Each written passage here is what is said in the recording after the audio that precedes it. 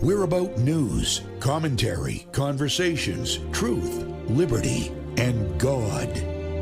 We stand for American values and our flag. We believe that the Constitution is a document that fortifies rights already given to us by our Creator. We will not apologize for our love of God and country, ever. We are Right America Media.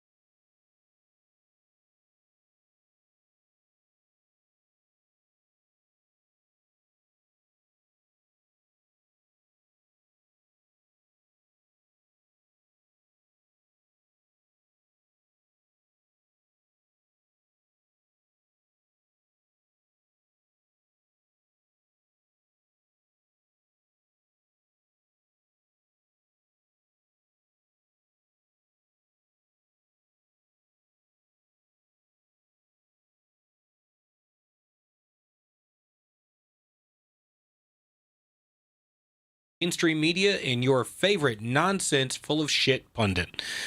It's going to be a great night here on Grand State Live, but we got some crazy stuff happening today. We have a 43-year-old Democratic socialist who's never been elected to elected office as the mayor of Seattle. She's right up there with Mamdani in this new wave of idiotic socialists who have never actually done anything productive for society but have pie-in-the-sky dreams of what they can accomplish if only they could weaponize the government against everyone they don't like. So, interestingly enough, on my time on WNTK and WUVR, we spent a lot of time diving into the roots of the modern progressive movement. And we spent a lot of time looking at where everything started. Of course, the Communist Manifesto, Marx and Engels. And that worked really, really, really well in a socio-economic system like that of Europe. It was predominantly a patriarchal system, and this is where you see the roots of this today. Smash the patriarchy. Well, what does the patriarchy mean, actually? So you're referring to a European-styled economic system where the wealth and the means of producing the wealth was oftentimes familial. Mm-hmm. So you had a father, and the father would create a business, start a business. He would produce wealth, and then he would pass that wealth and the business the means of producing additional wealth onto his posterity. Yep. Now, how could a person who is not of the bloodline avail themselves to ever owning that business or availing themselves of that wealth? You can't unless you Use the government to seize it. smash the patriarchy. So thus we have that term. The reason why Marx and Engels never worked, at least here in the United States, was because we have a free market capitalistic system. So follow along with me, and if you're taking notes, good, because there could be a test on this. If you work hard, if you persevere, if you engage in ingenuity, if you're forward thinking, if you value what's important, maybe not in your social life, but in your business life, that means making sacrifices. You can avail yourself of the American dream. And yes, it's still possible today. I will say it's probably a lot harder in today's generation than it was even in my parents' generation, because the cost of living is absolutely outrageous. We were just having a discussion about that this weekend. The cost, the average person back in, I think it was the 50s, I'd say 40s through the 70s, your house would be roughly about twice your annual income, maybe 3 times. Now, your average house is worth 4, 5, 6, 7, 8 times, 10 times your annual household income. We've stretched the ability to leverage yourself out so far so everybody has access to the American dream, but in doing so, we made the American dream so much harder to obtain for the vast majority of people. Mm-hmm. This is why the 50-year mortgage that Donald Trump had proposed, I think, is a dismal idea. I think it's an absolutely dismal idea. All we're doing is increasing the average person's ability to over-leverage themselves, but not their ability to maintain that lifestyle. There's also some silver linings in that cloud, like you can transfer a mortgage, or if you have a lower rate mortgage. A lot of people have mortgages in the sub 3% category, which is great. I mean, if you were able to do that back in, I bought a house back in 2019. The mortgage, the insurance, not the insurance rate, the interest rate back then, I think was like 2.29. No, it had or already something. Gone up by that point. I bought mine in 2018, and I want to say during the end of 2017, going in 2018, the mortgage rates were I want to say beginning of 2018, the mortgage rates are going up so fast. Now, I'm telling you, I had a sub 3% mortgage. Wow, they started at like 1. So they were insane. If I were to buy another property, of course, and then I have to refinance, now I'm back up into the 6s, the 7s. I don't know. I haven't priced out a mortgage here in the past couple of years, but we're talking about 6 or 7%. But if you could actually take the mortgage that you had previously and have that carry with you, or if you have a mortgage on that property and then say, for instance, I decide to sell it to you, then you could go out and you could get your own mortgage at a 5 or 6 or 7% rate, or if you buy my house, I'll transfer that mortgage over to you at a sub 3% rate. That would probably increase the likelihood that house would sell. That's a very, very good silver lining. But anyway, I digress. The cost of living has become so unbelievably high that I think a lot of people are looking at it and saying it's harder and harder and harder to really realize that American dream. Well, there's a lot of things. Keep illegals out of the healthcare system, and you know what? Healthcare is going to come down. If you stop providing homes and housing to illegals, then the cost of housing. There's not enough housing stock out there, and when you start housing people that have an legal right to be in this country, of course, the law of supply and demand kicks in. So there are ways that we can fix this, and as you know, I'm an equal opportunity excoriator. I don't believe that the Democrats or Republicans really give a rat's ass about fixing this, as long as they can politicize and monetize the problem, and that's where we have immoral and morally bankrupt politicians that are running this country. I digress. Again, we're talking about Marx and Engels in this society. Yep. When you look at Marx and Engels, that of course was the haves versus have-nots, the proletariat and the bourgeois class, and this never-ending struggle between the haves, those who control the wealth and the means of producing wealth, and those who would like to have availability of wealth but cannot do that. And so people oftentimes talk about Obama as being the great divider. And I am one who has certainly used that title when referring to Obama. And you'll notice that during Obama's term as president, he literally pitted different groups against one another. It was gay versus straight and white versus black. And, of course, it was white versus everybody else. Every single socio-political, economic demographic, there was division. And so this whole concept that, how somehow Katie Wilson, of course, the elected mayor of Seattle, is running a campaign that is focusing on issues like the cost of living and housing. But where the disconnect occurs is that there is a rampant sense of political and economic illiteracy when you look at the arguments that are being put forth by Katie Wilson, not understanding how the free market system works, not understanding where the true problems are, not understanding how we could actually fix this. Here's the problem. Do we actually have a free market system? Everything in this country is regulated, taxed, or illegal.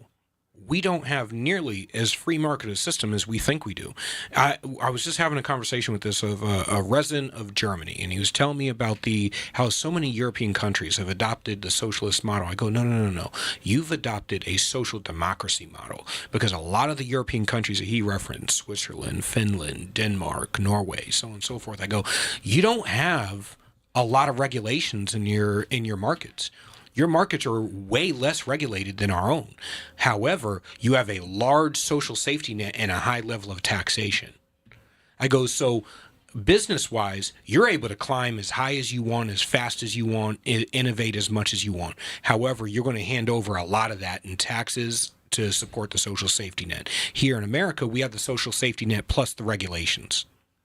Plus, we have handouts to people who do not deserve. 100%. And yeah, I'm actually going to say that. If you're in this country illegally, you do not deserve anything that comes from me. Not a damn You thing. don't deserve any of my money. You don't deserve any of my assistance because you are here illegally. And more to the point, when you look at how many days was the shutdown? 41 days. 41 days? Yeah, what was that all about? That was all about Democrats holding the line for illegals. Bottom line. And they got caught. They got caught overtly saying, we're going to hold up SNAP benefits and other benefits for American citizens in order so that people feel the pain and they blame Republicans for it. The problem is, if you're even somewhat intelligent, you understand that it takes 60 votes to pass the resolution in the Senate, which means even if every Republican, as we've said on this show, if every Republican voted for it, you still don't have enough to pass it, which means the people not voting for it are Democrats. So, of course, now Chuck Schumer being targeted, listen, you capitulated. You blinked first. And now you're starting to see the Democrat Party really, really coming out and espousing these hardcore leftist socialist virtues. And they absolutely want Chuck Schumer out of the way. They want him gone. They are going to, and it's been said by a number of pundits, say, listen, I wouldn't even expect to see him run again. If they do, they'll primary him right off into the sunset. Here's the downside. Economically, the socialists have always been able to attach the economic issues by saying, this is a kitchen table issue that hurts you. Here's how we're going to solve it. We're going to make it free. We're going to make it less cost effective, blah, blah, blah. Pie in the sky. It's all full of shit. None of it has any backing in reality. None of it's actually going to happen here. But they've never been able to separate their economic prescription for how they're going to solve things, which affects the vast majority of Americans, from their social prescription for everything else, which is utterly insane. Thank God they can't divorce the two. But if they figure out how to do that, they're actually talking about the issues that people care about economically, even though their solutions are bullshit. But if they get rid of the crazy social shit, they might actually be able to beat us, because we don't have a message right now. our message, I mean, we're doing victory laps over social stuff, and Vivek Ramaswamy seems to be the only one saying you need to make houses less expensive, you need to make groceries less expensive, you need to lower the cost of living, you need to make education and healthcare less expensive. If you focus on those things, you will win every single election cycle from now into the future in perpetuity. But one of the things that, you're correct in saying that the Democrats have identified those kitchen table political topics. But when you look at the policies, it's the policies of the Democrat Party that create the issues that people are talking about at the kitchen table. And so, whether or not they can divorce themselves from certain topics, at what point does the electorate pull its head out of its ass and start to actually develop some semblance of political, economic, and social literacy? We were just They don't know how money works. They don't know how the government works. They don't know how their local town government, let alone, I mean, talk to the average person on the street. What form of government do we have? Democracy. Well, that's the problem, right? We don't have an education system. We have an indoctrination system. And Correct. It's been very, very effective at dumbing down the populace. We were just talking on my show with Andy about how you say Marxist, you say communist, you say socialist, democratic socialist, whatever. The vast majority of Americans don't even know what those mean. They have no clue. So we're using these, and this is where we need to understand the people we're talking to versus the trying to capitulate to the media class and the influencers and the think tank crowd, which like to fund programs and give tons of money. We need to stop talking to those people and start talking to the average person, either educate them as to what those are and why they're bad, or we need to get market it in some different way to let people know this is what this is what they say they're going to give you. This is what they're actually going to give you, because these are the results they turn out time and time and time again. I've said it numerous times. You look at the urban economic centers in this country. What we commonly say is systemic racism is Marxism cross-dressing as progress. And it's been highly focused there. And once they perfected their death, poverty, and destruction, they exported it to your local communities through the education system and popular culture, and your kids have been indoctrinated. You've lost them. Well, not to mention, too, that the education, we talk about not talking education system, but just in terms of educating the electorate. But how do you make a connection with people who formulate their worldviews based on 30 to 45-second shorts on TikTok and YouTube? Do it better. Do it better. And we were doing it better, and we have been doing it better. See, here's the problem with the left. If you notice now, they're crying that they don't have a Joe Rogan, they don't have a Russell Brand, that they don't have a PBD podcast or a Timcast, that all the top podcasts in the world who discuss policy, politics, or anything are all on the right, or are neutral and are not a friend of the Democrats right now.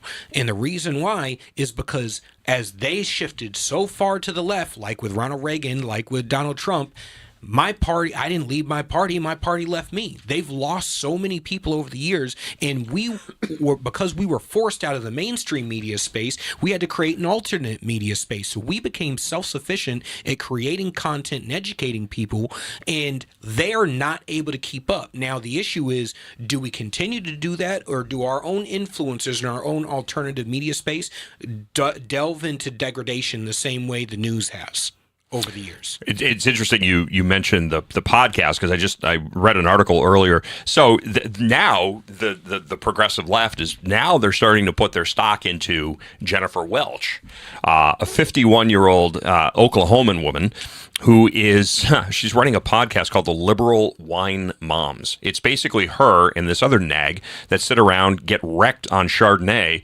and whine and complain and cry about how bad Orange Man is. This is going to be their, or at least they think this is going to become their progressive Joe Rogan. The Liberal Wine Moms. I don't think. Well, one, you're preaching to a crowd that you already won. So this is where, like, Timcast, all those other people, they started out going to the open-minded. Anybody that would listen, and they would have a conversation with anybody about anything.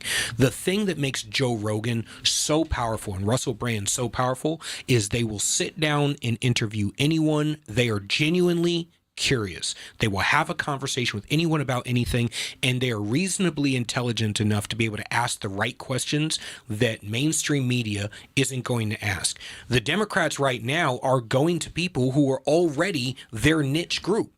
So this is preaching to the crowd. This isn't going to hit the demographic that they need. They're losing men in every demographic right now, at every age bracket. They're losing the next generation of young men, and by extension, they're going to end up losing women as well. This is not going to do it for them. So I have a question, but I want to first check, because I see Juan over there working furiously behind the scenes. Do you have a clip from the liberal wine moms? He's working on it. Okay, so we'll get that. So in the meantime, let me ask you this. I'm trying to think how to word this, because I don't want to create a soundbite here. Maybe I just have to. It seems to me like this popularization of the liberal wine moms, again, is a group of women sitting around whining about what their problems are. And listen, sociologists have established this. Women bond on victimhood and emotions. Validation and affirmation. So I'm a victim. Here are my emotions, so on and so forth. And there's a lot of affirmation. Yeah. There's solidarity. There's a lot of dopamine hits. When you're sitting around a group of people all whining about what the problems are, whining about problems with the family, whining about problems with money, whining about problems with the husband. Oh, you're so right, Jennifer. Yes, I feel so bad for you. Yes, you're absolutely correct in being all pissed off at him. Yes, as a matter of fact, he's a bad husband. You should go out. You should live your life, honey. Yeah, go cheat on your husband. And that's again why women are more likely to cheat on their men than husbands are to cheat on their wives. But I digress. That's right. I said it. GraniteStateLive@gmail.com. You got a problem with it? Hey, 833-603-8255. We'll have the conversation about it. Less likely to get caught. The issue that I have here, when Charlie Kirk was assassinated, this was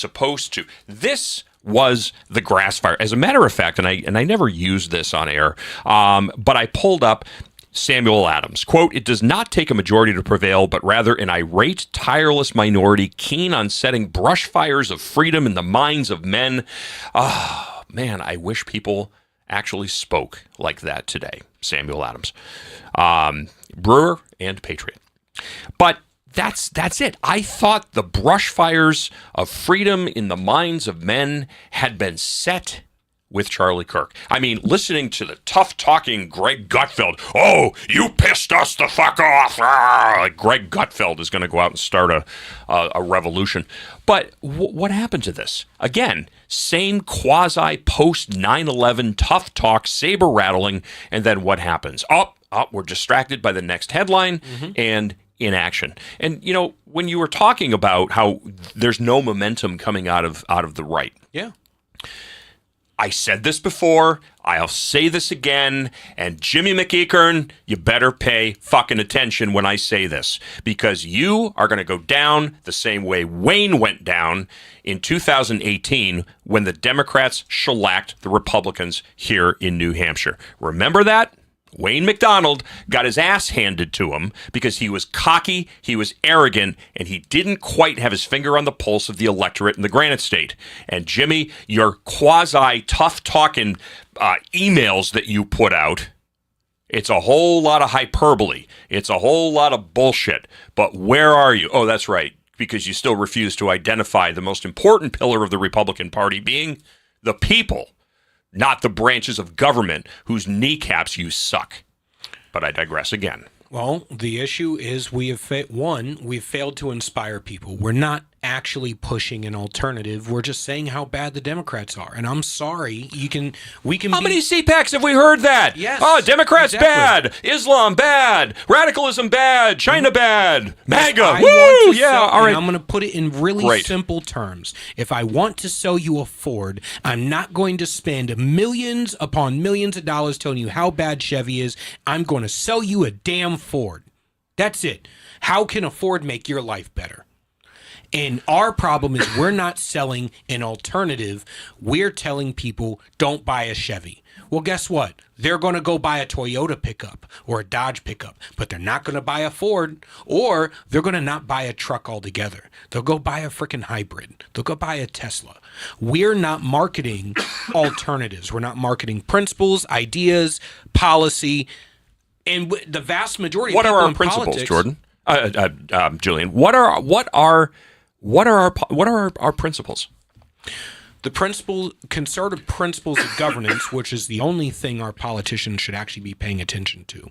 If you're a politician, you're paying attention to cultural issues and stuff like that, you are woefully out of your element. Go be a damn podcaster if you want to talk about social issues. If you want to affect change policy-wise, conservative principles of governance, the conservation of the Constitution, the Republic, and the inalienable rights of individuals to life, liberty, and pursuit of happiness. Limited government being transparency, accountability, efficiency, and efficacy.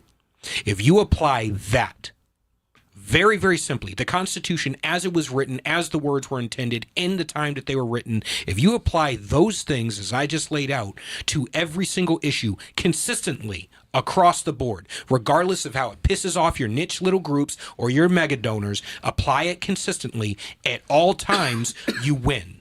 Because that's where the vast majority of people in the country want to be able to make their money, go home, have food, have a roof over their head, crack open a 6-pack of beer, and be left the hell alone. Got up on the screen here.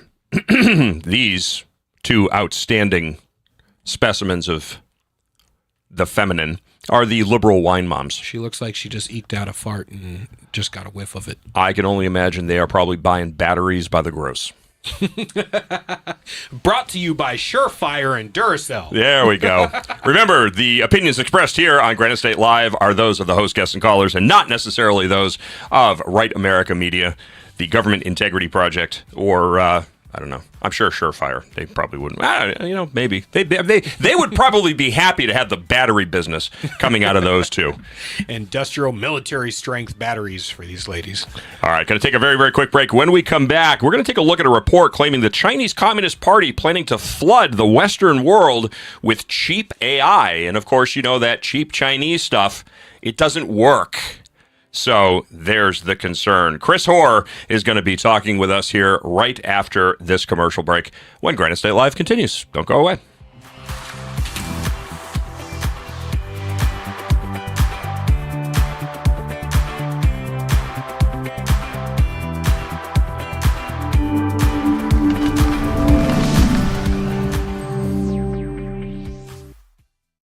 New Hampshire Republican Governor Kelly Ayotte has been making a lot of noise about how she's funding education. The Republican budget she just signed provides more money for education than ever before. She even bragged the other day that New Hampshire is top 10 in the country when it comes to funding our children's education, as if giving money to school systems has anything to do with learning. If you look at the math, and if you got schooled in New Hampshire, the odds are good it's not your best subject. It's the exact opposite. The more money we throw at schools, the less kids learn. We're committed to wasting money on an experiment that failed, unless wasting money to drive parents to homeschool their kids was the goal. We prefer to pick on Democrats, lower hanging fruit and all that, but our rhetorical woodshed doesn't discriminate. If that sounds refreshing, you need to check us out. This is Steve McDonald for Granite Rock, and we'll keep shining the light on them for you. This could be the moment we've been waiting for, the chance to feel alive. And I raise my hands to the sky. What a feeling, time to feel it. This is where it all begins.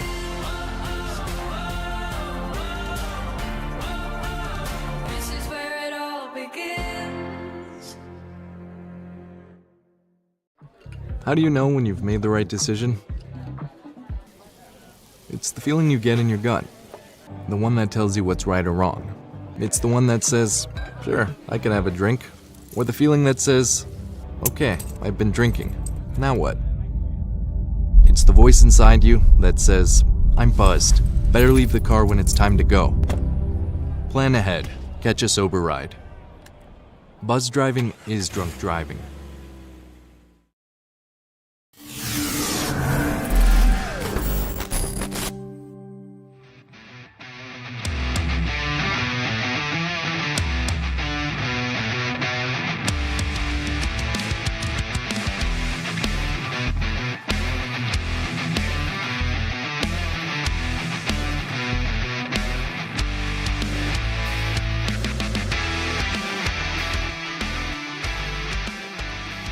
don't know if you have the that dock cam that you had from West Palm Beach there. Can you throw that back up? You still have that one? The live cam? No. The other one. They had it was the green. They had the lights in the water there. They had some massive snook. Yeah, that's Waikiki. It's very nice. Look at that. Cleveland, the mistake by the lake. There we go. Bellagio. No. Philadelphia. No. There we go. Look at the size of those fish down there. You can see where the people are all taking pictures. Those are snook, which snook used to be so abundant in Florida, they would cast net them, and they would use them as fertilizer in the orange groves, and now they're protected. You can only take a snook that's between like 28 inches and 32 inches, but what a fantastic game fish if you can catch those. The fruits of the Gulf down there in Florida.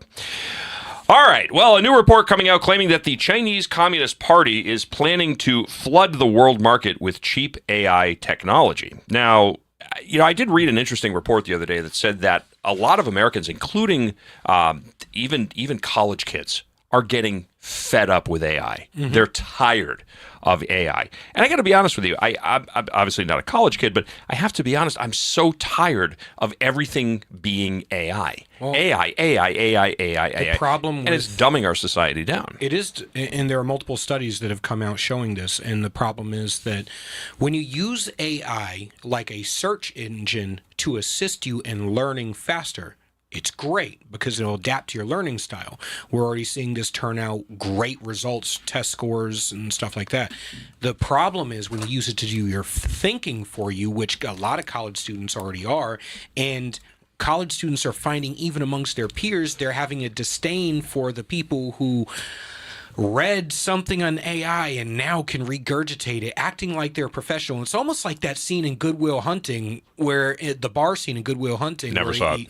Oh, it's so worth it. my wife, see if every you time. Can find that clip from the bar scene from Good Will Hunting. How you like them apples? It is the perfect scene identifying how Ivy League pseudo elites will go semester after semester regurgitating whatever gets taught to them, almost passing it off as if it's a coherent thought. And at the end of their college education, all they would have gotten is, according to Matt Damon, what they could have gotten for $1.50 in late fees at the local library. Yeah.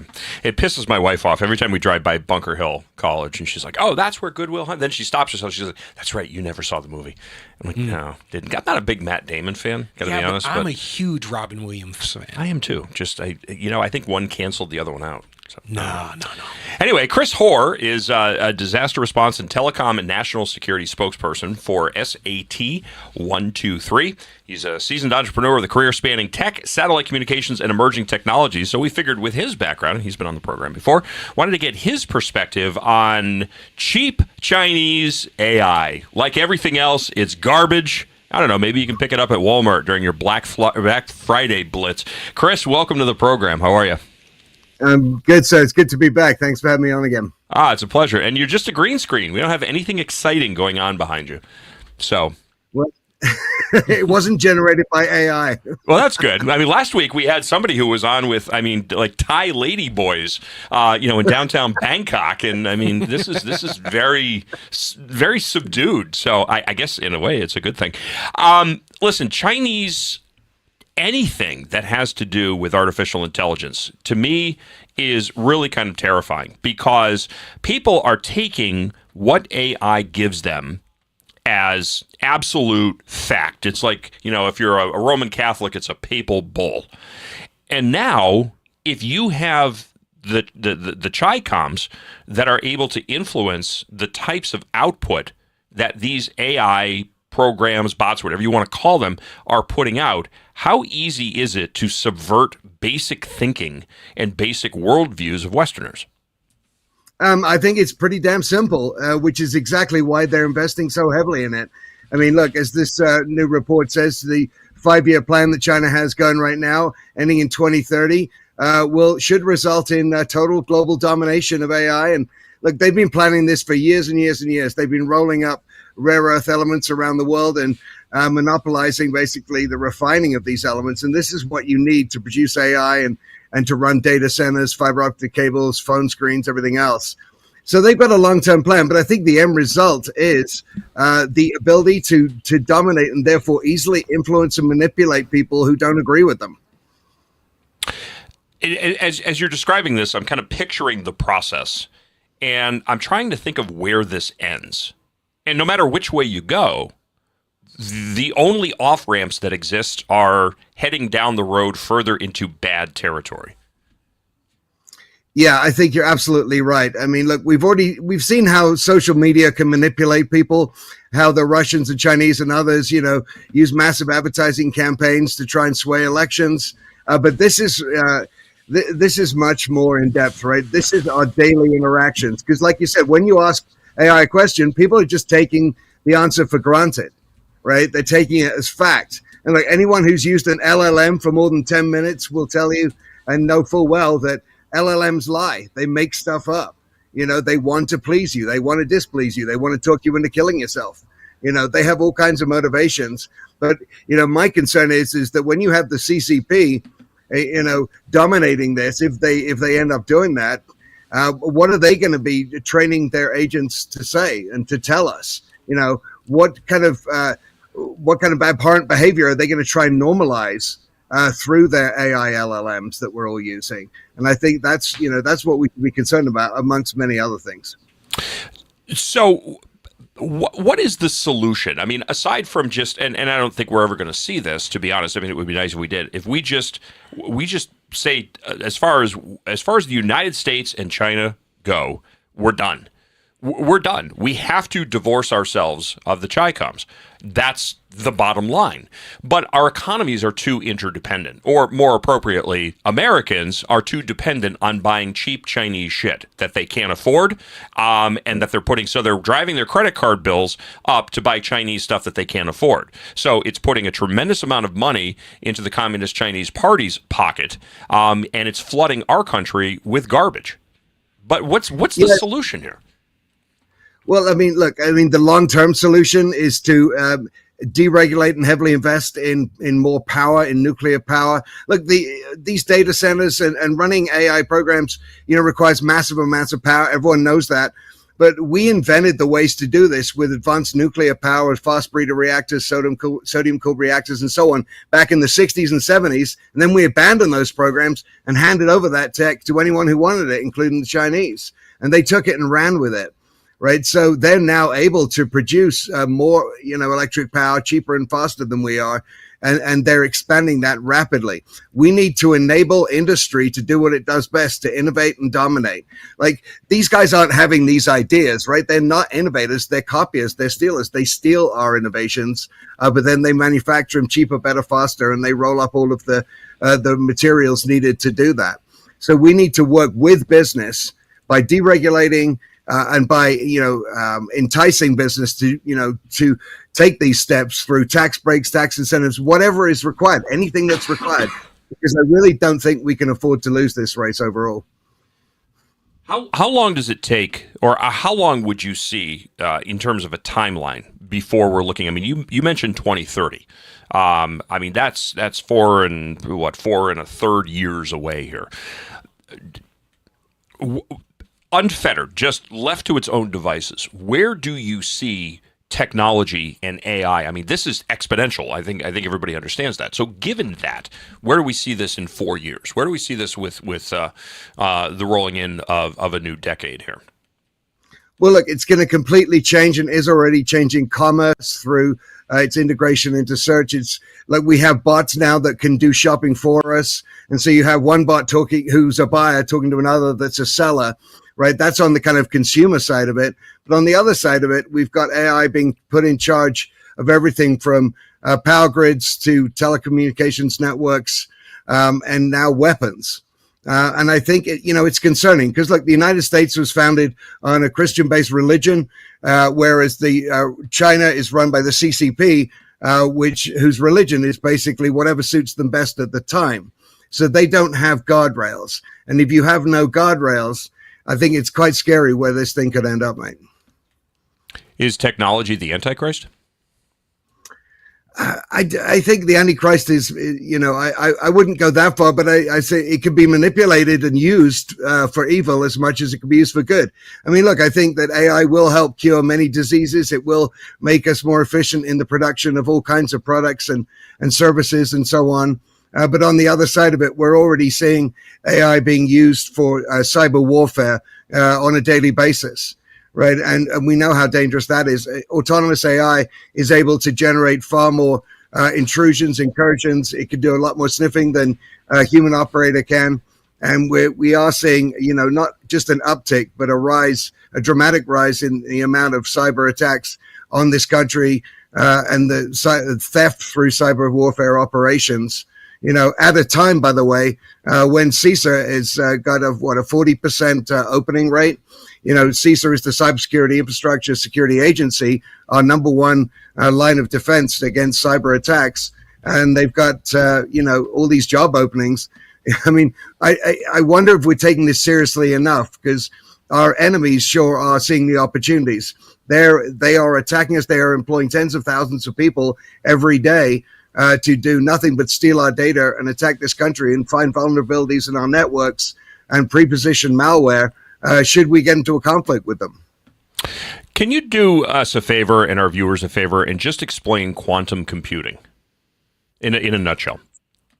Okay, well, look, first off, I'm not a scientist, but quantum computing is I think it is certainly a concern, because the ability of computers to compute at a rate that we didn't think was possible when we built our encryption standards. So right now we're sending governments, the US government included, is transmitting data at a certain security encrypted level that cannot be cracked. But once we reach Y2Q, which is when quantum computing becomes mainstream, it's going to be able to decrypt all of these messages that are being sent around the world, and all of this data that the financial markets and the Defense Department, Department of War, whatever, relies upon for its operations. So, quantum computing can do great things potentially, but can cause, some real problems, especially for us here at home. I think it's an interesting topic to get into the morality of this, because, and thank you, by the way, because I actually think you did a really good job of defining that in like 60 seconds or less. And the concern, you hit the nail exactly on the head. We couldn't have scripted that. And this is, by the way, is unscripted, but we couldn't have scripted that better. That Y2Q moment. Given the fact that artificial intelligence has the capability of engaging in millions and millions and millions of smart decisions, and it can learn from its own mistakes. So it can engage in a computation, understand where it made a mistake, and then eliminate that pathway moving forward. So it creates a much more streamlined and efficient computational process. That being said, that's where the exponential learning and the exponential power of artificial intelligence really, really is rooted. And so when you look at that ability to recognize what I'm doing wrong, what is the most efficient way to do this, I would kind of look at it as, it just reminds me of the movie War Games, where the timer was affected on the nuclear bomb because the radiation was causing it, so it just kept exponentially getting faster and faster and faster. It seems like we are approaching that Y2Q moment at an ever-increasing pace. And so is that outpacing the likelihood that in 2030, or is the Chinese Communist Party looking at it and saying, because of the exponential growth and capabilities of AI, we are now looking at a situation where we can rest assured that by 2030, our AI will reach a quantum computational level, and as a result, we will achieve global dominance? I mean, they might be looking at it that way, certainly. Look, but they're not alone in that race. We are in that game for sure. But I think it becomes harder to predict with the ever increasing rate of change and progress in AI development. It becomes more difficult every day to figure out what's going to happen tomorrow. Right? It used to be that you could plan these things out 5 years in advance because, you understood the supply chain, you understood how long it took to do certain things, to achieve certain things. But when you see the ability to compute, doubling or tripling, in months, not years, I think it becomes harder to predict. I think the best thing that we can do is prepare for the unknown. And look, we do know, no matter what, that we're going to need access to these rare earth elements. We're going to need massive amounts of electric power. We do know those things. We do know that, we're already in World War III as far as a cyber war, when we've got viruses being deployed that can learn from their mistakes. Once they get in, they can change their skin and adapt, right? So this is happening every single day right now. But as far as, the quantum race, look, all of these nations, including us, I believe, again, are recording data that's being transmitted right now that can't be decrypted. But imagine what happens when that info can be decrypted and suddenly everyone knows everything about everyone else. Like, I don't know where that goes, but it's coming. So how can Americans protect themselves from first of all, the negative effects of AI, and how can they differentiate what is good AI from bad AI, if possible? Yeah, I don't know if that's possible. I think the answer lies somewhere with data sovereignty and owning your own AI. Right now, we're using AI programs that are not that we don't own. These programs are taking, especially the LLMs, are taking our information, our data. They're selling it. They're using it to sell stuff to us or using it against us. But either way, we're not getting paid from it, and we're not benefiting from it at all.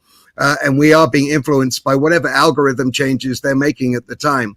We need to own our own data. We need to own our own AI. And so the machine is working for us instead of us working for the machine. I think that's on an individual level and on, corporate levels and on the country level. Like, if we don't own our data and we don't own our AI, then we're going to be ruled by somebody else's algorithms. How can people, because I think this is the biggest issue, Chris, that people don't understand where the power of AI comes from. And the power of AI comes from you and me, because it's our information. When we're putting information on the cloud, that's food and that drives AI learning. And people say, well, my information is secure because I have a password. No, your information is secure from other people. Mm-hmm. Who would want to access your information maliciously. But when you get into the terms of service, you are authorizing, and this is even if you have corporate, you have individual, does not matter. When you are putting your information into the cloud, your pictures, your documents, your spreadsheets, anything that you put into the cloud, that is being used for machine learning. Hundreds upon hundreds of thousands of terabytes of data daily are now going into machine learning because it's an ever-refreshing pool of additional data points that AI can use to compare and contrast what it learned yesterday. And it can test those theories on new information that's coming in today. And so with that, people are like, well, I don't want to get bought into the whole AI thing. Okay, well, then stop feeding AI. Stop putting your things into the cloud. I mean, I just bought this laptop not too long ago, and you're starting to see laptops now that don't have USB cables because they want your material living in the cloud. They don't want you saving things to a detachable thumb drive. That's your data. Remember Klaus Schwab, you'll own nothing and you'll be happy. Put everything on the cloud. How many people buy movies and then just store them? Oh, I have my online library. Right, but you don't own that. Go to the Goodwill, pay $1.50 or $2 for a couple of DVDs. You'll feel better, and you actually own it. But how do we get people to stop? First of all, cloud dependency, that's the first thing. And the ease and the convenience of AI, that's the second problem. Yeah, look, right now it's a tall order because it's very enticing, right? It can solve problems. It can tell us how to fix the dishwasher that's broken without calling the service guy. It can find the cheapest, pair of skis or snowboards or whatever it is. It can do all these things, and they're very helpful. But at the same time, every interaction, it is learning from us. It is taking our data. When you search on Google, it knows that you're searching for this one thing. But when you're using AI and you're talking to it, an LLM for hours and hours a day, we are the ones that AI is trading off. You're absolutely right. So it is learning from absolutely everything we do, and we do not own everything that we are creating. We do not own that data. We need to be able to find a way to own our data. It needs to be sovereign. We need to own and control our own AIs. And if we don't, and look, all of these guys right now, like you say, they're taking away the USB drives. They don't want us to own our own data. They want to own it so they can, but first of all, charge us for it, and second of all, profit from it. So unless we take back control of our data, I think we're essentially giving up, and we're in a very bad situation.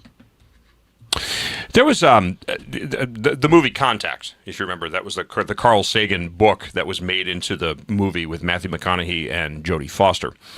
And there is a scene in that movie when Jodie Foster's character, she's in front of the International Machine Consortium, the IMC, and they're asking her as a potential candidate to go into this machine that the schematics for which were sent down. And one of the panelists asks her, if you could ask a foreign intelligence, an alien intelligence, one question, what would it be? And her answer was actually very interesting. She said, how did you do it? And the interviewer says, would explain that. She said, well, how did you do it? How did you survive your technological adolescence without destroying yourselves? And you think about it in this perspective. I mean, Terminator and Terminator 2, that was always, when I was a kid, that was sci-fi. Like, we're never going to have robots running around launching nuclear wars against humanity. Well, when you actually have AI now that is on the verge of becoming sentient. People say, well, it'll take 100 years before artificial intelligence could become sentient. Well, I mean, you're already starting to see evidence now where machine systems are recognizing attempts to take them offline and are now taking countermeasures to protect themselves. Is it sentient? Well, maybe it's quasi-sentient, but if it recognizes a threat against itself, okay, well, now we're now starting to go into that sci-fi territory. So I guess the question is, how do we engage in this morally and ethically? And I think there has to be a moral and ethical conversation about what we're doing here. How do we engage in moral and ethical advancement of technology without putting ourselves in a situation where we become a victim of our own creation? I mean, I think the only way we can do it is to control the standards, right? I mean, the U.S. for decades has controlled the standards in space, in electronics, because we had the initiative, we had the advantage, we created all this stuff. But when it comes to AI, that is up for grabs. Like if the country that controls the standards doesn't have a clear set of moral values, then I think we lose, right? In this country, again, we're, call it what you want, but we are a faith-based country in my mind. And we have certain moral values that we adhere to and we believe in and that we all attempt to follow. But when you're dealing with a country that doesn't have those same standards, then, what do they really care, where this thing ends up? As long as the CCP survives, I mean, they're really the only goal of the CCP is to survive and thrive, not to look after its people, I mean, in my mind. So I think if we can dominate the standards, if we can control the standards, then we can keep those guardrails on. But if we don't have those guardrails, like you say, I mean, AIs that have understood that they're going to be taken offline have made attempts to elude that and evade that possibility. I think the famous case was the made up story about the engineer who was going to do it, and the AI threatened to tell his wife about this fictitious affair he was having. Mm-hmm. I mean, it sounds like it's a fun story, but it's also terrifying. Like if it's doing that right now, what's it going to be doing a year from now? That's the thing. I mean, we did a segment a couple of months ago, actually, on just the advancement of AI in terms of image generation, where a year ago it was painfully obvious what was a AI generated image, and today, it's generating video that is virtually indistinguishable from real or live video feed. So, again, I think that's a very interesting question about where are we going to be in a year from now. When we talk about the Chinese Communist Party, and I think about this, I think the days of bombs and bullets and bayonets and bunkers, I think largely from a warfare standpoint is pretty much it's an antiquated concept. During the first Gulf War, when American troops were now taking over and they were liberating Iraq, and they were going into Saddam Hussein's palaces, they were finding pallets and pallets and pallets of American currency. And one of the leading theories here was that Iraq was in the process of dumping the American dollar in favor for the euro. They were going to start settling their petroleum transactions, not in American dollars, but in euros. And given the fact that OPEC was founded in Baghdad, OPEC has always traditionally taken Baghdad's lead in business dealings. So the concept here was, well, Iraq knew it could never fight a war or win a war against the United States. But what they could do is serve as the linchpin in an economic war that could absolutely cripple the United States. If we lost the settling of petroleum transactions by OPEC in American dollars for another currency, that would, and there would be a necessary collapse of our stock and bond market, our real estate market, so on and so forth. And so, in theory, yes, Iraq could actually engage in effective economic warfare against the United States. Is this ultimately what the goal here is with the Chinese Communist Party? They don't want to risk a war because a war could go nuclear and nobody wins. That's mutually assured destruction. But if they can do it surreptitiously and they can lead American citizens to engage in the very behavior that facilitates the demise of the West in the favor of the CCP, is this what we're looking at? I mean, look, it makes a lot of sense, right? War is expensive, like you said. I mean, sending over troops and bombs and missiles and drones and so on, that costs a lot of money, takes a lot of production from other stuff they want to be working on. Risk and stuff certain out, but cyber warfare is cheap, right? I mean, again, they employ tens of thousands of people every day to do nothing but steal our data and attack our systems, and scout our networks. And so why wouldn't they do it that way? And they've been doing this for years, along with the North Koreans, the Iranians, and the Russians. And I think this is the future of warfare, and I think we're already in it. I think you are absolutely 110% spot on correct. It's a terrifying prospect, and I think it's one that we have to keep our finger on the pulse of, to be honest with you. And, I mean, we have to learn how to be able to use this technology responsibly. Chris Hoare, if people want to find out more about your organization, what's the best website for them to go to? It's sat123.com. That's SAT123.com. What we provide are communications, handheld communications like satellite phones, satellite internet units for free with activation for even when someone does finally get a hold of our power grid and take it offline for an extended amount of time. All right. Sounds good. Chris Hoare, always a pleasure, my friend. Thank you. God bless. Stay safe. We'll get you back on again soon. Appreciate it. Cheers. Thank you. All right, going to take a quick break. When we come back, our favorite Los Angeles-based private detective, Nils Gravilius, is going to be joining us. We're going to be talking about, actually, I think we had an update on the topic here. So we're going to fill you in on that topic when Granite State Live continues. Don't go away.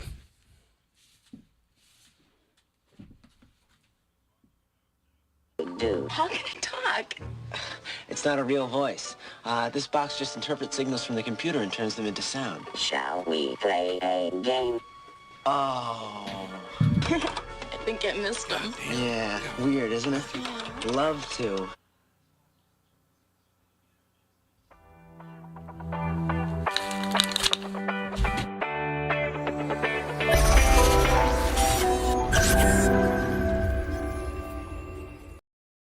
New Hampshire Republican Governor Kelly Ayotte has been making a lot of noise about how she's funding education. The Republican budget she just signed provides more money for education than ever before.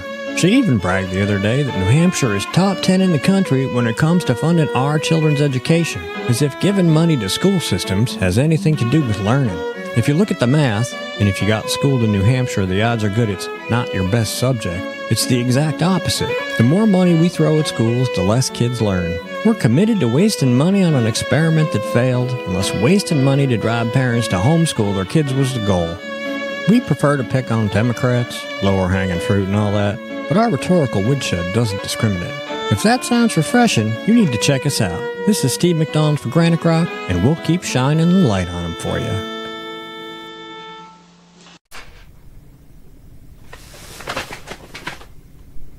Unleashing your humble alpha is the key factor to unlocking profound leadership, unshakable confidence, clarity of purpose, and the quality of life you dream of.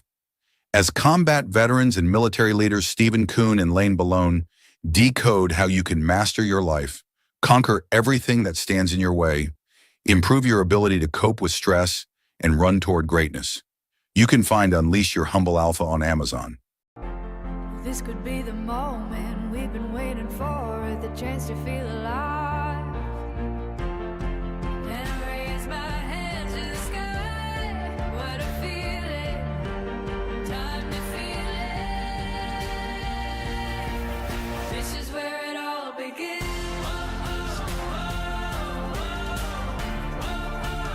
This is where it all begins.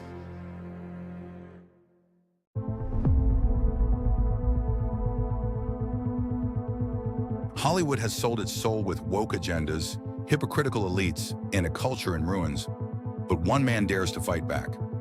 Mike Holman, the world's greatest newsman, teams up with billionaire Pierce Polk. Armed with cutting-edge AI and unlimited grit, they infiltrate Tinseltown's underbelly, expose the rot, and launch an all-out assault on the media machine. Blockbusters, written by best-selling author Scott McKay. It's a satirical thrill ride to reclaim American storytelling and disrupt the oligarchy and ignite the spark of true culture. Because some blockbusters are meant to bust the system and save the silver screen, one blockbuster at a time. You can find Blockbusters in Amazon. Look at that, it's so sad.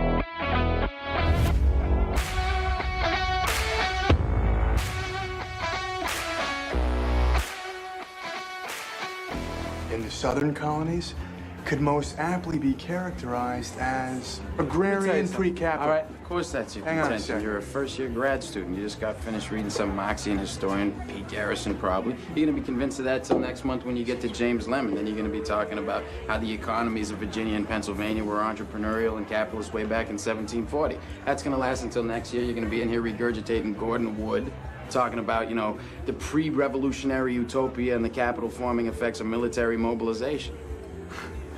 Well, as a matter of fact, I won't, because Wood drastically underestimates the impact Wood of social drastically underestimates the impact of social distinctions predicated upon wealth, especially inherited wealth. You got that from Vickers. Work in Essex County, page 98, right? Yeah, I read that too. Were you gonna plagiarize the whole thing for us? Do you have any thoughts of your own on this matter? Or is that your thing? You come into a bar, you read some obscure passage, and then pretend you pawn it off as your own idea just to impress some girls? Embarrass my friend? See, the sad thing about a guy like you is in 50 years, you're gonna start doing some thinking on your own, and you're gonna come up with the fact that there are two certainties in life. One, don't do that. And two, you dropped 150 grand on a fucking education you could have got for $1.50 in late charges at the public library. Yeah, but I will have a degree. And you'll be serving my kids fries at a drive-thru on our way to a skiing trip. Yeah, maybe. Yeah, but at least I won't be unoriginal. But, if you have a problem like that, we could just step outside. We could figure it out. Oh, man, there's no problem. It's cool. It's cool? Yeah. Cool. Fucking damn right it's cool. How you like me now? Love that movie. Makes me. I gotta watch that movie. Gotta be honest. But it kind of makes me feel like I'm standing in a restaurant or in a bar in Hanover, New Hampshire, with the Dartmouth crowd. But is that not accurate? Yep. Having met so many in the Ivy League crowd, go up, whether it's DC, whether it's Boston, I find so many people who are excellent, experts at regurgitating passages that they've read, but have zero original thoughts, theories, or life experience that they could toss at a problem or a perspective issue. Well, you just identified postgraduate work. Mm-hmm. This is So why this I is disdain this the is think postgraduate tank work. crowd of DC so much. It is not college today. And I think this is the issue. I mean, and, even Mike Rowe has talked about this. College today is not about expanding a person's mind. It used to be, maybe 50 or 60 years ago, it did. College, and especially postgraduate work today, is all about memorization and regurgitation on demand. And proof positive of this is the inability for college graduates to get out of their own way. In fact, more to the point, critical thinking skills are evil. Having a well-defined analytical framework is absolutely verboten in higher education. You're It gonna used to love be this. here's opinion A, here's opinion B, here are the merits of both, here's the objective, now which one, suits. And there was, you have to compare, you have to contrast, you have to analyze, you have to juxtapose. But today, no, here is the truth. Everything else is a falsehood, fake news, whatever you want to call it, and that's it. There's no analytical skills, analytical framework, critical thinking skills that are being taught in education today. Simply memorize and regurgitate on demand. And I'm going to send a clip to the producer because, you're going to want to see this. There's a famous clip of like 5 people deciding amongst them who likely has the highest IQ. And the girl who has like 2 PhDs, works in STEM, so on and so forth, ends up not even being close to the top. If I remember correctly, she ends up being the lowest person. It actually ends up being a Marine. Just a random podunk Marine. She assumes to be stupid because he's a Marine. We're gonna have to. I'm gonna send that clip to. You're gonna love that because that properly distills exactly what I've met some of the most intelligent people not in Ivy League schools. I've met them friggin' on construction sites. I've met them in the Marine Corps. I've met them doing all sorts of stuff, but not in Ivy League schools, and that's sad. Or producing podcasts. Or producing podcasts. All right. Well, as I had teased earlier, we kind of changed this in the middle. We were going to talk about California's mental health loopholes, freeing killers and crooks with those laws, but wanted to talk a little bit more about something that broke here recently. 11 suspected gang members arrested in sex trafficking ring along the Figueroa corridor in South L.A. And as one headline, opinion piece actually read, quote, "Can anyone rescue the trafficked girls of LA's Figueroa Street?" Well, you know what? The cartels, they certainly have their handle on the commodities that they deal with. Human beings and drugs. And we're going to get into that here in just a second. Actually, we're going to talk about why the cartel really, really likes human trafficking above drugs. And there's a very good reason for that. Joining us is Nils Gravilius, Los Angeles-based private detective. He has been on the program many times. Nils, great to have you. How are you? Well, I'm lovely and perfect, Mr. Hanson, Mr. Akyat. Good afternoon. Good afternoon. Good evening. How are things out there in the once great state of California? Crawling with criminality. It's a target-rich environment for a bum like me. I wanted both of you esteemed gentlemen to know that my mother was born in Andover, while my grandfather was an undergrad at Dartmouth, and I was expected to attend Dartmouth, except I enlisted in the Army on my 17th birthday and couldn't drop out from the whole thing fast enough. So you have the Granite State connection, Nils. I love that. That's great. Have you been up here recently? I've not been to New Hampshire ever, and I need to make a point of visiting New Hampshire. One of the roughest guys I ever knew in the Army was a fellow who put himself through the Ranger School without being a paratrooper, who was a swamp Yankee from Western Massachusetts. The man was as hard as a paving stone. He was into NASCAR, pro wrestling, competitive shooting, and he was just an all-around badass, the sort of man you'd want in your platoon if you were in an infantry unit, which I was. I was in the scout platoon, first of the 58th Infantry at the time, but I've taken us off our game a bit here with this discourse Oh, that's on okay. what I you mean, hey, you gentlemen know were what? talking about. Waxing philosophically is something that we do here, so that's okay. I just wanted to know if the swamp creature from Western Mass had a soft side, or was it always all hardcore all the time?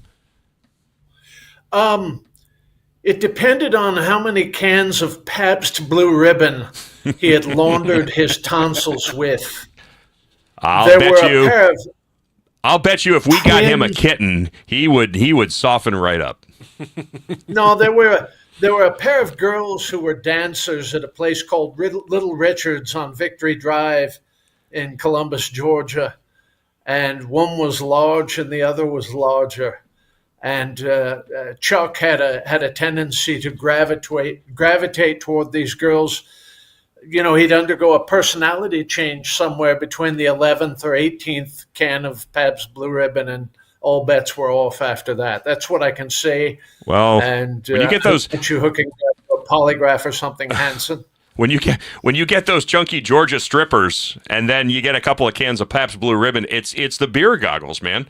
At 2 a.m. after about a dozen cans of PBR, they all look good.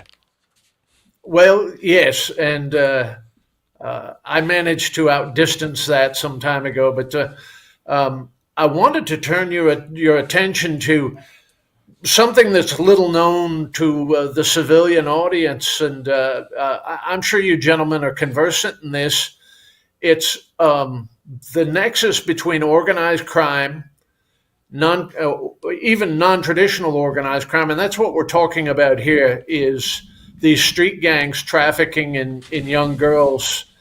Now, underage girls from Latin America, Central America, who have been discharged into our larger country, have been suborned by these guys, introduced to narcotics, and gang raped in order to get them, in such a condition that they can accept processing between 8 and 12 men on any given day in their automobiles or in the bushes or whatever. And I want to point something else out. We have a long-standing prostitution problem in Los Angeles. It's not just low-level stuff like this, drug-addicted streetwalkers. We also have Russian organized crime, trafficking, high-end former models, that sort of thing. Women up to age 50 are being used as prostitutes in various operations. We have Asian organized crime run mostly by women that traffic those who can't speak English, who have to work off their passage to the United States. Mama sons. Working as prostitutes in Asian massage parlors, but specifically the corridor we call the Figueroa corridor is remarkably interesting. Los Angeles has a female mayor, and a majority of our city council in Los Angeles are women. They have passed policy after policy, law after law, instructing LAPD and the LA sheriffs that every single member of the Los Angeles County Board of Supervisors is a woman, instructing them to go easy on human trafficking of this sort.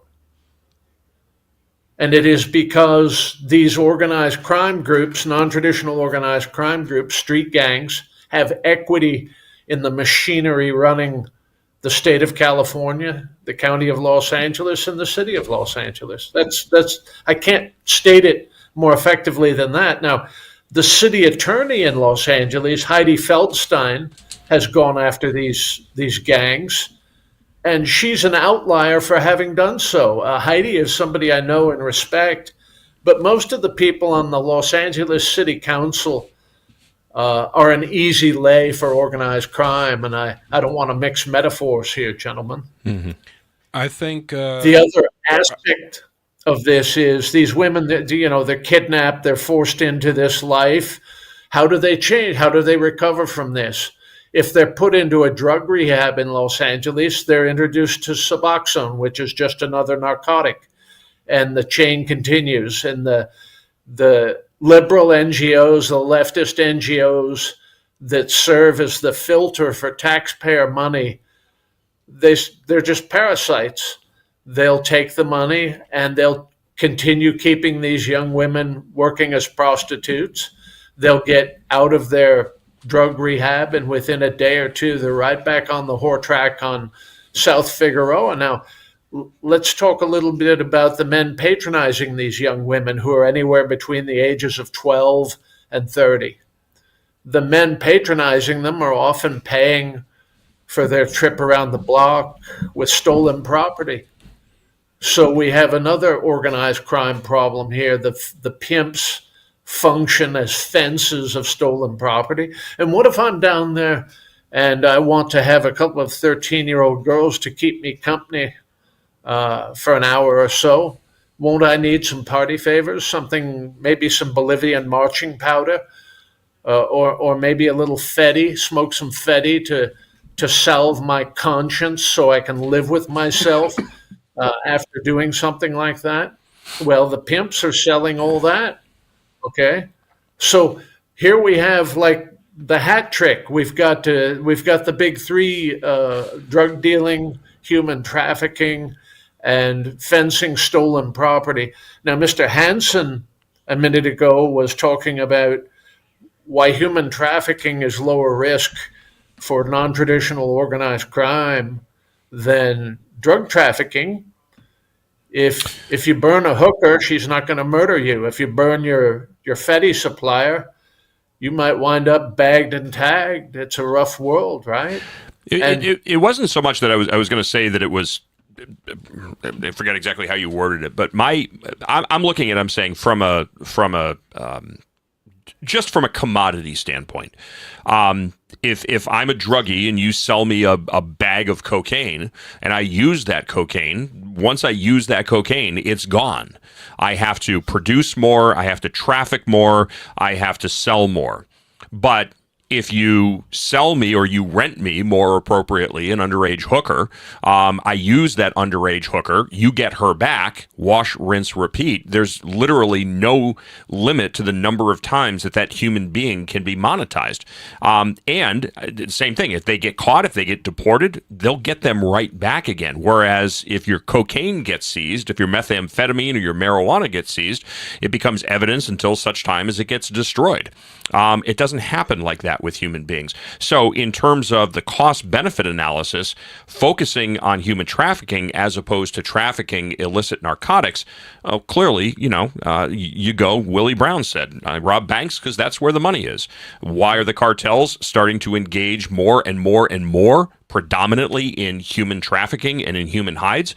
Because that's where the money is. And the downside of the nefarious part, so this is the Los Angeles-based Hoover criminal gang, 31 count indictment charges. Weirdly, so I'm looking at the list of these, Amaya Armstead, Kenyandre Young, Naziz Harris, Avery Amoko. Weird nicknames ranging from Lady Duck, Young Poke, In Four Hands, J Money, Vermont Star, Popcorn, so on and so forth. Popcorn. Popcorn. Popcorn. Oh, that's Joe Biden's buddy there. He's No, that's bad. Corn Pop. Oh, that's Corn Pop. I'm sorry. So I got the excited defendants there. are charged with various other crimes, including sex trafficking of minors, sex trafficking through forced fraud, coercion, transportation of a minor for sex trafficking, sexual exploitation of a child, drug trafficking, conspiracy, money laundering, and to promote specified unlawful activity, and conspiracy to straw purchase firearms. These people have rap sheets as long as the Declaration of Independence or the Constitution. It is, but the revolving door of illegal immigrants coming across the southern border has only in perpetuity emboldened these people and made it so much easier to sex traffic to a degree that it is almost impossible to crack down effectively in sanctuary cities all over the United States, not just LA. Well, yes. Okay, so the way that they structure their criminal organization, they have the peewees slinging the dope. And then the older gang members, the veteranos, they handle the girls because they're old enough to understand all of the nuances, I guess, of prostitution and keep the Johns in line, that sort of thing. The girls are responsible for cultivating their own clientele. The job of the older gang members is just making sure that the girls come back and that another gang doesn't come in and poach their females. But they're still traded like cattle, to Mr. Hansen's point. This is like being on the Dallas Cowboys, only you don't get a $2 million signing bonus. Okay. One thing that I see throughout a lot of these cases is I see women not protecting other women and actually being a harm under the guise of being understanding towards women who engage in prostitution. They actually end up incentivizing and emboldening an industry that lynches on sex trafficking. You're precisely correct, Julian. And by the time any of these women is 45 or 50, their actual relationships are with other women. They've seen so much of men. Yeah? If they survive the drug addiction, the life on the street, everything else, by the time they're 50, they're a cropped-haired, prison matron, whatever. I've seen it over and over and over again. Now, from a detective's point of view, let's talk about prostitutes, right? A prostitute is a terrible risk for a bail bondsman because they're able to commoditize themselves so quickly and so interchangeably. But they're a great informant for a law enforcement agency, right? The danger to the law enforcement agency is the detective gets too close to his informants, which is why you have to have the cops work in pairs and be completely accountable for what it is that they're doing in a prostitution operation. Notoriously, 30 years ago, there was a vice detective on LAPD who was running his own string of call girls while he was still in administrative vice. And when he got fired from the LAPD, he just went to work for the Church of Scientology. Wow.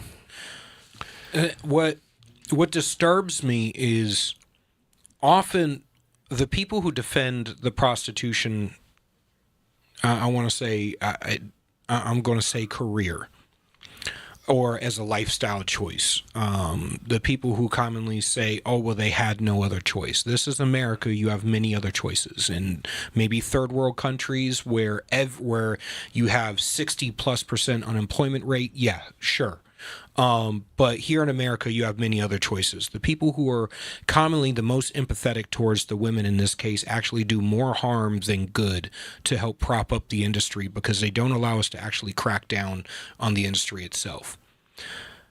And those same people are also the most empathetic towards the illegal, is the exact same population who are the most empathetic towards illegal immigration and human trafficking overall.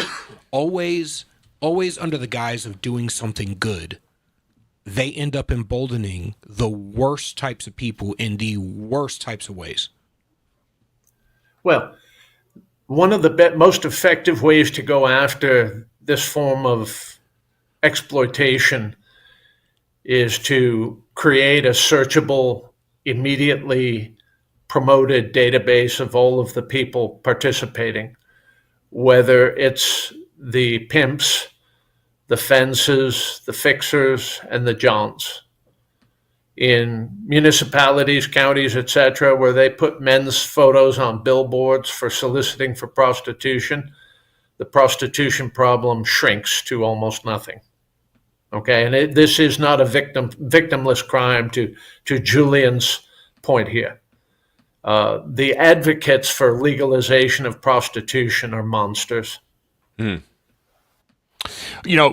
More to your point, Grills, on that. Up here in New England, our neighbor to the west, Vermont, Senate Bill 125 and Senate Bill 54 in the 2025-2026 legislative sessions.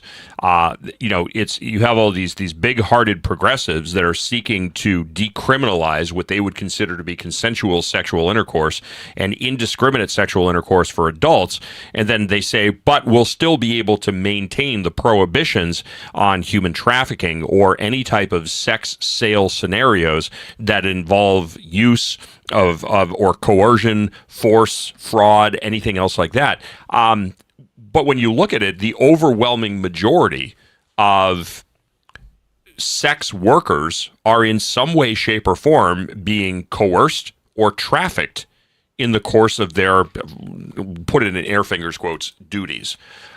So you identify them correctly, and I believe morally, ethically as monsters. But from a legal standpoint, how do people fight against the progressive legislative push to legalize the world's oldest profession? Well, by pointing out the worst examples. My very first investigative job ever came to me in the infantry when the sergeant major made me the case contact investigator for the brigade VD clinic because I spoke Korean reasonably well, yet I didn't patronize the brothels. So it was my job to go out and lasso the girls who were infected with penicillin-resistant STDs and get them in for treatment by the United States Army or the Korean Public Health Service. And it was actually in the course of that work that I was recruited to counterintelligence. The soldiers who had held the job before me wound up taking hefty bribes from the women running the brothels to go away. The penalty for not getting their girls treated was the sergeant major would place their establishment off limits. I knew American soldiers who would catch the clap 5 times in a 1-year tour on the DMZ. I'm not even joking. So it's an ongoing problem. Korea has largely gotten away from it because they're now a prosperous country.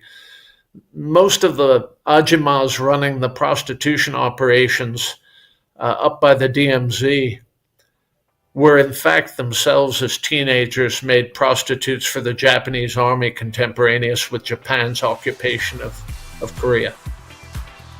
So it's a problem that can be solved. The best solvent of all, though, is sunshine, bright sunshine. Identify the people involved, how it is that they've benefited, and show the consequence of prostitution. All right, Nils, we're getting the music here. We're coming up at the top of the hour. I do want to get you back on here in the next couple of weeks because I want to talk about, in Vermont, Senate Bill 54 that seeks to do that. Quote, reforming Vermont's prostitution laws by repealing existing prohibitions against consensual sex work. And I think this is just an absolute abomination. I want to get your perspective on this, so I want to get you back on here in the next couple of weeks to have that conversation. Nils Gravilius, always a pleasure, my friend. Stay safe. Be well. It's my pleasure, Mr. Hansen, Mr. Akyard. Try to behave. I know it's difficult up there in the Granite State. We'll try to stay out of the papers, my friend. You do the same. Roger that. Me too. Be well. Thank you. All right, going to take a very, very quick break. When we come back, we're going to talk about a Department of Homeland Security program that is preventing American college graduates from obtaining STEM jobs. That's right. Only foreign college graduates are being permitted to apply. Michael O'Neill, Vice President of Legal Affairs at... I'm drawing a blank. I'm having a senior moment. What is... Landmark Legal Foundation. Thank you. Oh, my goodness. Wow. I got to get more coffee. Michael O'Neill coming up right after this. Don't go away.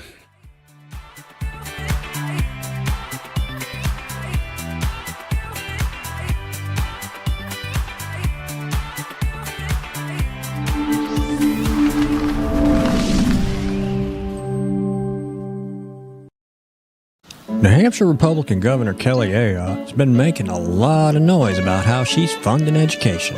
The Republican budget she just signed provides more money for education than ever before.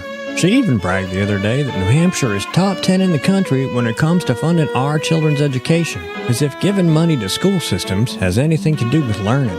If you look at the math, and if you got schooled in New Hampshire, the odds are good it's not your best subject. It's the exact opposite. The more money we throw at schools, the less kids learn. We're committed to wasting money on an experiment that failed, unless wasting money to drive parents to homeschool their kids was the goal.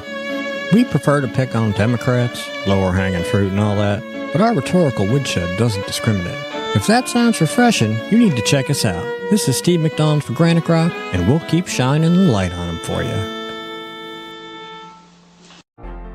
This could be the moment we've been waiting for, the chance to feel alive. And I raise my hands to the sky, what a feeling.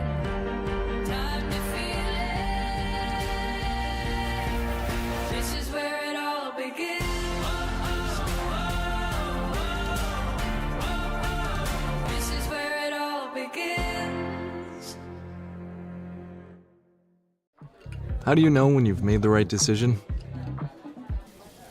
It's the feeling you get in your gut. The one that tells you what's right or wrong. It's the one that says, sure, I can have a drink. Or the feeling that says, okay, I've been drinking. Now what? It's the voice inside you that says, I'm buzzed. Better leave the car when it's time to go. Plan ahead. Catch a sober ride. Buzz driving is drunk driving.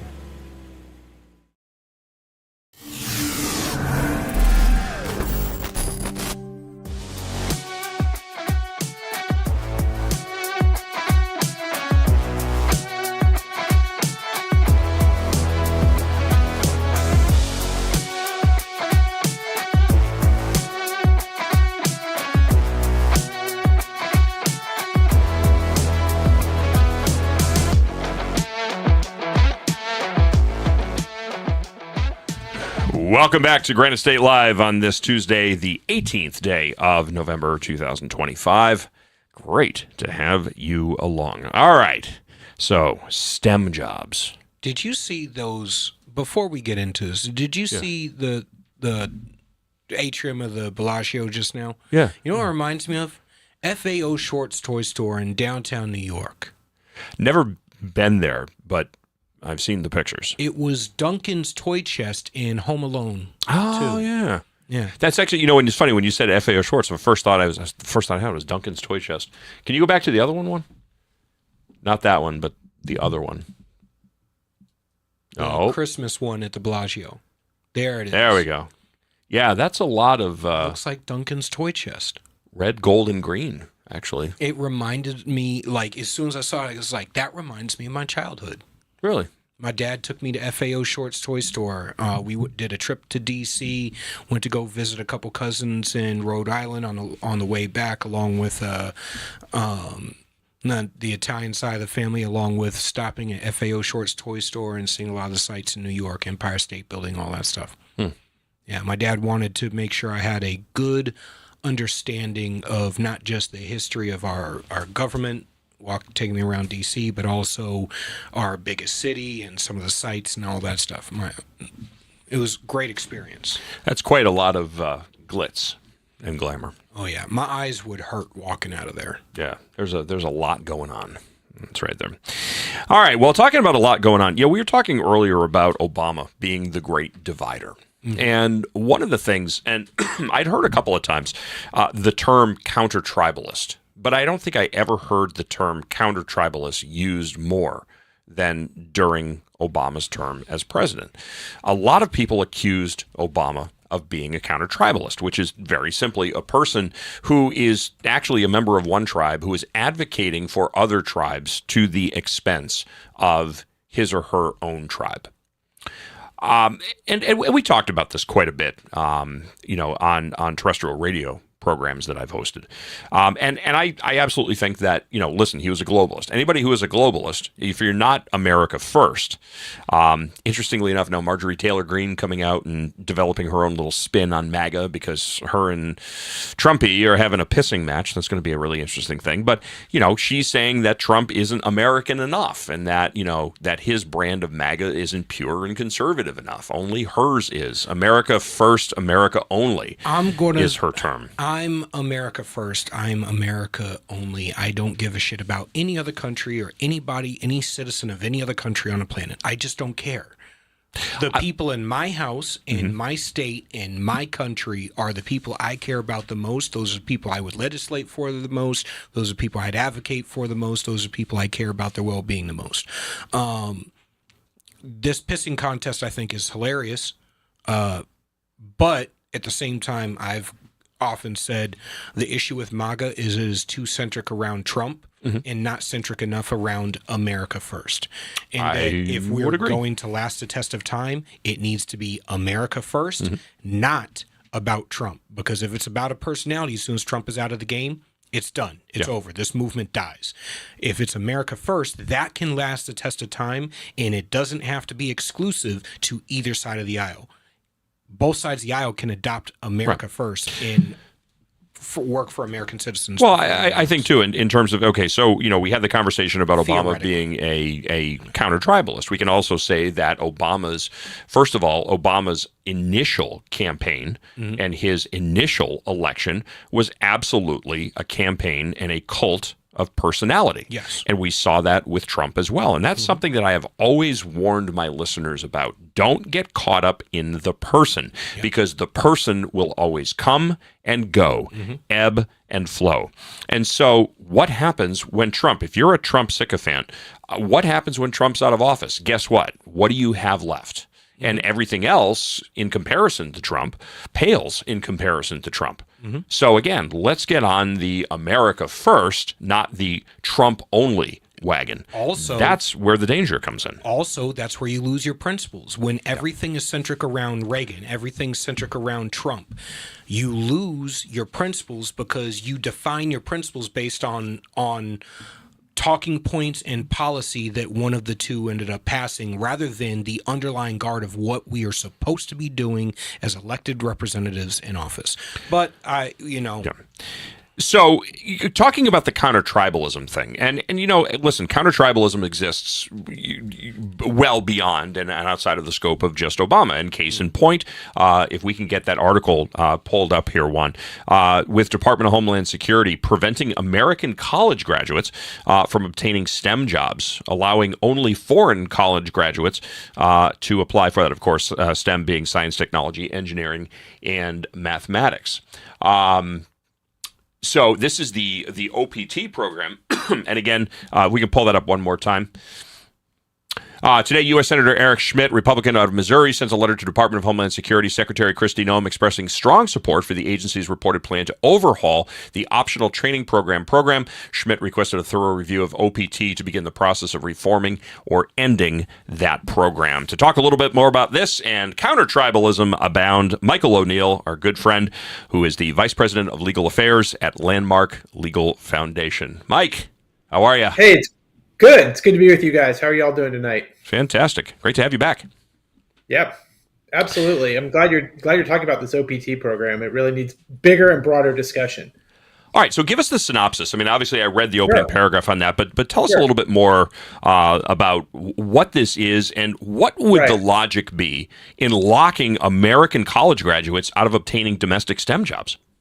Yeah, certainly. Well, this is a regulatory program. So we talk a lot about H-1B visas, right? And what is an H-1B visa? Who is here? That's a visa program that's authorized by Congress via statute to bring in foreign workers to ostensibly fill jobs that Americans aren't able to fill. That's, again, how it's been sold to the American people. We can get into a debate about the efficacies of H-1B visas. A lot of people are talking about that. But there's another program called the Optional Practical Training Program, OPT program. It's not a creation of statute. It's not a creation of Congress. It's actually a regulatory creation created by the Department of Homeland Security years and years ago. And essentially what it does is it takes students who are admitted to this country on F-1 visas. Remember, if you're a student and you come here, if you're an international student, a non-immigrant or a non-immigrant student who comes in here to study for a term of to pursue a course of study and to obtain a degree from one of our universities or colleges, you're admitted here under the F-1 student visa program. Well, this is a program within the F-1 student visa program that permits individuals with certain degrees to remain in the country in employment capacity for up to 3 years after they've graduated from college. So if you graduate with a STEM degree, for example, you're allowed to be in the country for up to 36 months to pursue employment opportunities. And essentially it's under this practical training, ostensibly it's under this practical training rubric. But really what it is it's a method, it's a way that tech companies can use to secure a pool of cheap foreign labor. So as opposed to hiring a 22 or 23-year-old American college graduate, they can enroll somebody in this OPT program, foreign-born student, non-immigrant who's going to have to be subject to who's going to have to leave the country after 3 years, but can work into an entry-level job. Interestingly, gentlemen, this is a really important thing, is these tech companies that hire these individuals, that employ these individuals under these OPT programs, it's really cost-effective for them. So that's why you say, why would you want to have it? Well, it's cost effective for the tech companies. Number one, they don't have to pay FICA taxes on these employees, if you can believe that. Number two, these employees, these students, quote unquote students, these individuals who are here on F1 visas, are beholden to their corporate overlords, essentially, right? And so they understand that as condition of them being and remaining in the United States, they have to retain this employment. So, of course, there's a disparity in the bargaining power and the power dynamic structure there. So essentially what happens is these tech companies are allowed to have this pool of cheaper foreign labor that they can, of course, draw from every time there's a new crop of graduates. And what's interesting about this is everybody talks about the H-1B visa program. This actually dwarfs it. There's about 600,000 individuals in this country that are employed in the OPT program, taking jobs from, again, recent American college graduate workers in STEM fields. So this is something that I've warned about over the years quite a bit. And the reason why is because I've commonly said that when you bring in mass amounts of low-wage illegal labor, where, especially from South America, where the average pay per hour is about $2 per hour, even minimum wage in the United States is 5 to 8 times that. Then at this level, the F1 visas, you're looking at people who are coming in at the higher level, middle management, tech level, but they're still coming in significantly below what the average college graduate would be getting. So you're dropping the wage floor out at the bottom of the entire wage market throughout the whole country, and you're capping the wage market. So now everybody in this bracket who should be getting jobs isn't getting jobs. In order to accept a job, you have to take the job at such a low wage that you're not even able to pay back your college student loans. Mm-hmm. Right, absolutely. And it does a disservice to these, especially I'm thinking of Gen Z a lot right now. I'm talking about young individuals. You're talking about individuals between the ages of 22 and 33 years old. And think about all of the things right now that they're facing: housing crisis, cost of healthcare, cost of student loans, now job prospects. Let me tell you something that's interesting. The number 2, and this is what Senator Schmidt actually released just today about this, and this is an interesting fact. If I were to tell you that the number 2 degree with the highest, the degree with the second highest unemployment of recent college graduates, your head's going to explode. It's physics majors. If you graduate with a physics degree in this country, you think, okay, well, physics, that's a pretty useful science, hard science degree to have. They have the second highest rate of unemployment among recent college graduates. You know what else is in the top 10? Computer engineering, computer science. You've been telling these young people that, hey, go get a STEM degree, go get a computer science degree, go get a computer engineering degree, and you're going to get a job when you graduate from college. Well, these regulatory programs like the OPT program undermine the job prospects of recent American college graduates and have placed, and you can't tell me that 600,000 individuals enrolled in this OPT program doesn't affect the job prospects of recent American college graduates who, again, are facing, think about this, you're talking about non-dischargeable student loan, you're talking about the cost of housing, the cost of healthcare, all of these things that these Gen Z folks are facing. And now on top of that, you have this burdensome regulatory process. And we can get into about the legality of it, the fact that I keep saying it's a regulatory program, which is really important because from a legal standpoint, it really kind of undermines the legality and the constitutionality of it. We can get into that in a few minutes. We're talking about policy of it right now. So I have to ask, and I'm going to play devil's advocate here for a second, sure. Mike. Are we not just becoming a victim of our own devices? When we talk about Gen Z, if I had my druthers, if I have a South Korean computer programming, somebody who just graduated with a degree, a bachelor's degree in computer programming. I've got somebody who's been here on an H1, on an F1 visa from South Korea. Or I've got, Julie from, Rehoboth Beach. I'm probably going to wind up wanting to go with the South Korean person simply because I know that I'm getting work ethic. I'm not getting somebody who's woke, who's going to walk in there with a college degree and tell me how to run the company. Who's not going to be demanding all this time off and who's probably going to be expecting a corner office, a fat expense account, an Amex Platinum company card, and a $350,000 salary plus 6 months worth of vacation time. I know I'm exaggerating slightly, but I mean when you look at the viable job pool here in this country, you have people. Gen Z is the least employable generation out there because of what they are, their lack of work ethic. Yeah, I mean, I'm gonna take a little bit of pushback on that. I'm not. I don't want to. If it's anything, if that's Gen Z, you're talking about people in their. I guess what's Gen Z, right? People in their late teens. I gotta be honest, I can't keep track of it. The 20-somethings, Yeah. the college grads, Yeah, okay, 22, 20-somethings. I 23, wanna do a little 24-year-old. pushback on that. If they're like that, Keith, that's on us. You know what I mean? If you're, now I'm not saying that they shouldn't. That they're. It's incumbent. I'm a Gen X guy. I think that we've done a disservice to Gen Z. We've taught them. We've created this, and exacerbating the situation. Again, setting aside all in the hypothetical you posit, for example, Keith.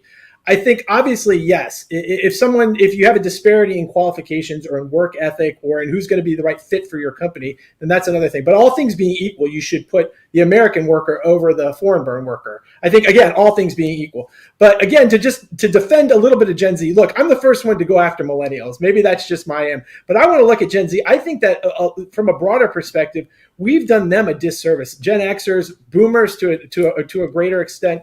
If anything, we've kind of created these monsters, and now it's incumbent upon us to fix that. Look, Gen Z was integral in having Donald Trump get elected, right? The majority, I think, if you look at the actual voting numbers in it, it was Gen X and Gen Z who put Donald Trump over the edge. I think millennials and boomers overwhelmingly voted for Kamala Harris. So I'm not willing to cast Gen Z out as the least employable generation as much as I think. I think there's something to be gotten. I don't think they're lost yet. In other words, I think we can do some work as a society to kind of bring them back into the fold and get them involved in the American dream and the American experience.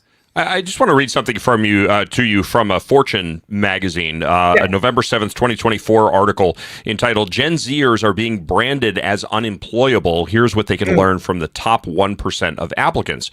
It just goes on to say several surveys, including a recent one from Intelligent.com, shows that 1 in 6 employers are hesitant to hire a Gen Z employee.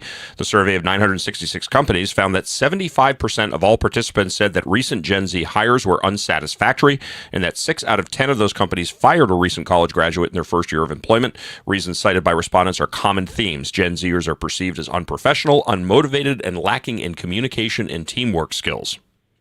Yeah, well, again, that it's incumbent. We can't just cast out a generation. It's incumbent upon us to bring them into the fold. If you're going to have Gen Zers, again, these are kids who went through COVID, right? Think about the experience of your typical Gen Zer. Again, it comes to mind my daughter, for example. This is somebody who was locked down in COVID, who's been told if you're a male, God forbid, if you're a white male in Gen Z, everything you've been taught your entire life, all of your natural inclinations, if you've been told you're toxic, you're inherently racist, you're wrong, you're locked down in COVID, you don't get to have any kind of social experience. You're given a phone from the minute you can walk virtually, so you have no social interaction. If anything, I want to accept blame for that. And if they're out in the wilderness, if they're unemployable, that's on us. We have to bring them into the fold. Again, we're getting into a different discussion about whether the OPT, the legality and policy of it. But I'm not willing to say to Gen Zers, again, go back to it. They voted for Trump, right? There was a significant numbers. Look at those. They were sick of it. They were casting off the nonsense of Kamala Harris and the leftist and the woke nonsense. And they were saying, look, we're going to give Donald Trump a shot here. So I think we as a society owe it. And I can't believe I'm sitting here defending a generation, but I do think we owe it to them to at least remove some of these barriers that we've already created. That essentially, what do? They help big tech companies get even richer at the expense of, I'm a physics major. Think about this, guys.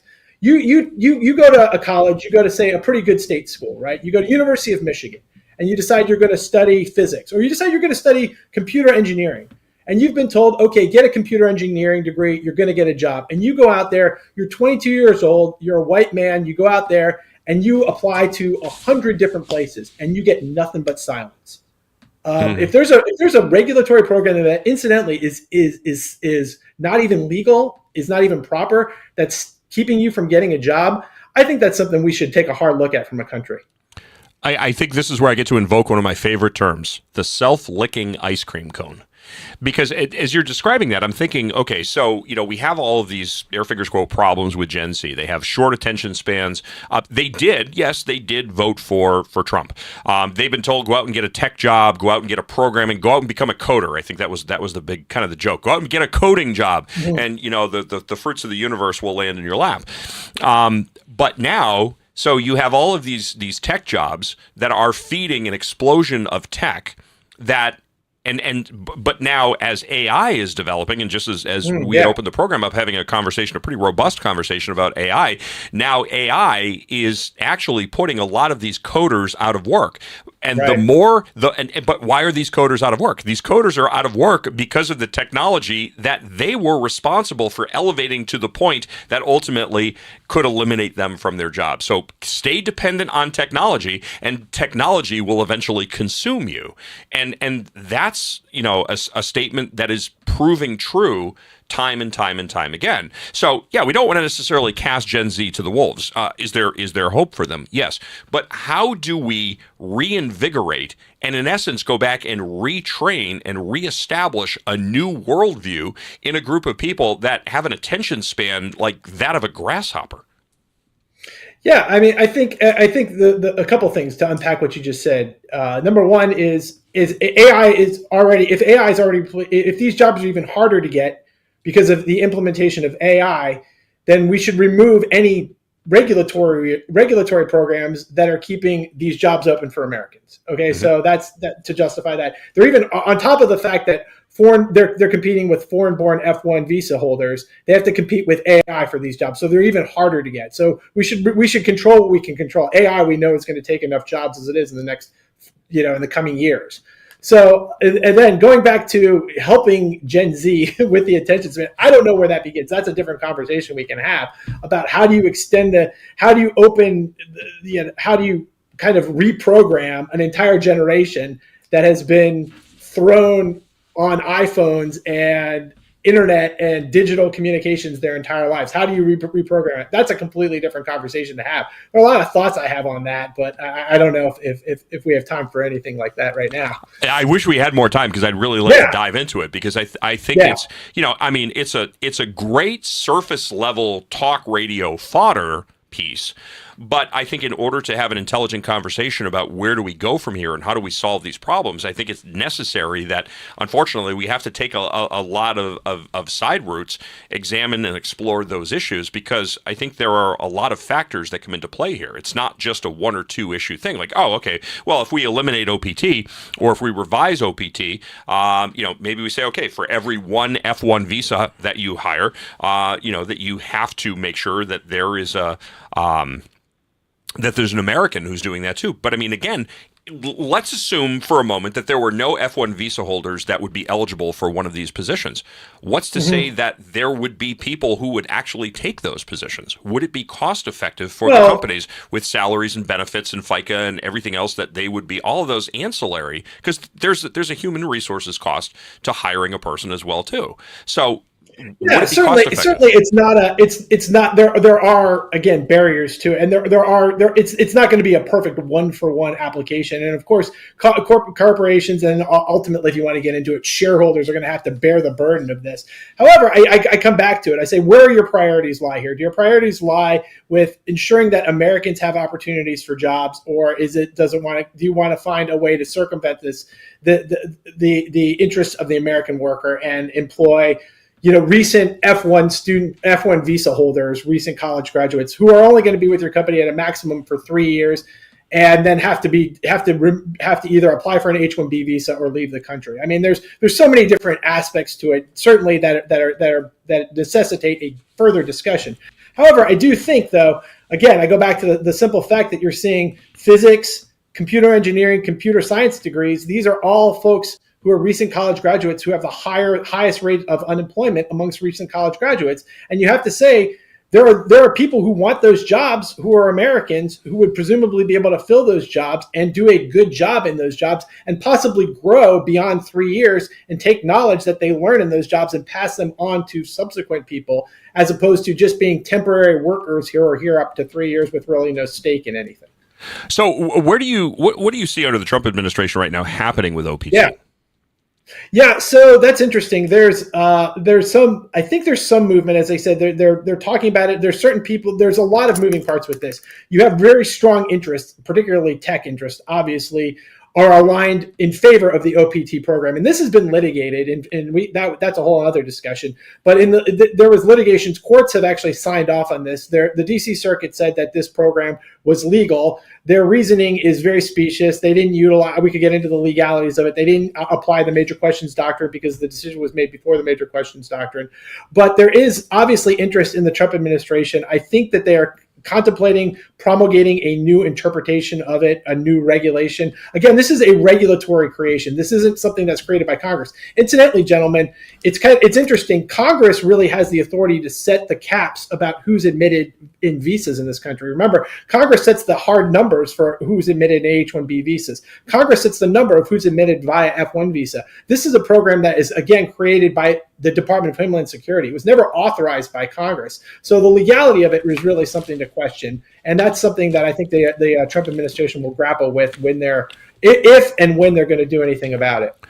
So what would stop a company? Let's say that OPT gets overturned, or it's however it is clamped down on or shut down. Okay. What is stopping a company from saying, okay, listen, you know what? We're going to offer these same students, if they go back to their home countries, we're going to offer them a position remotely that's going to be even more attractive, because what they would be making here in the United States now, if they take that and they're let's say they're doing that, let's say $60,000 here in the United States, it's not going to get you to first base. But if it's $60,000 and I'm living in Manila, wow, you know what? Geez, I'll stay with you. I'm sure if I were a Filipino programmer who had a degree from the United States, and I had the interest of an American company who was willing to pay me $60,000 or $65,000 American dollars while I'm living in Manila. Listen, I'm your Huckleberry, and I will be that until my fingers fall off.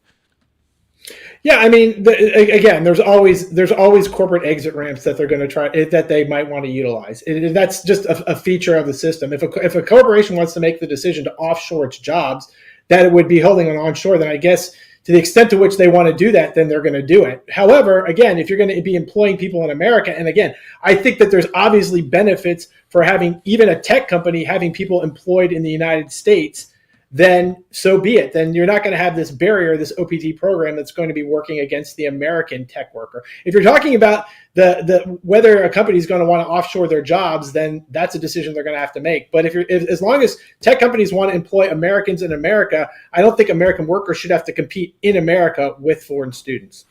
I would agree. And if they do, and gentlemen, let me make one more point. If they do, I think the entity who should decide that is Congress. Congress sets the immigration laws in this country and determines who comes in and how many people come in and the conditions under which they remain in this country. It shouldn't be for bureaucrats to decide that, i.e. the Department of Homeland Security. If anybody's going to make a decision to authorize an OPT program, it should be Congress. It shouldn't be the Department of Homeland Security, an administrative agency. Well, I think no matter how you slice it, Michael, I think that's a really good argument for people getting into skilled trades, because I don't know, the last time I looked, there weren't an awful lot of unemployed HVAC technicians or plumbers or electricians. So, listen, there's certainly a lot of merit to being in a skilled trade. Michael O'Neill, Vice President of Legal Affairs for Landmark Legal Foundation. Always a pleasure, my friend. Thank you so much for taking time out to join us tonight, and we'll get you back on again soon. Take care, gentlemen. Have a great evening. All right. God bless. Thank you again. And that is going to do it for this Tuesday night edition of Granite State Live. I want to thank everybody for joining us. I want to thank all of our guests tonight. Certainly Michael O'Neill from Landmark Legal Foundation, Chris Hoare from SAT123.com, and, of course, our good friend Nils Gravilius out there in Los Angeles. And, Julian, thank you to you as well. Hey, and don't forget to join the Ram TV Live family. If you're not a part of the Ram TV Live family, you're missing out on a lot of great content from this show, my show, Drew Allen's show, Elsa Kurtz, and we have plenty more. We're going to keep providing you with great content. Make sure to join, make sure to like, subscribe, share with everybody so we can keep giving you these great interviews and all this great information where you're just not going to get it elsewhere. All right. Everybody, have a great week. Stay safe. We will not be here next week. It is Thanksgiving weekend. Everybody is taken off to head off with their respective families, so we will be back the following Tuesday to do it all over again. Until then, stay safe, be well, and remember, be nice to one another. Civility does work. God bless everybody.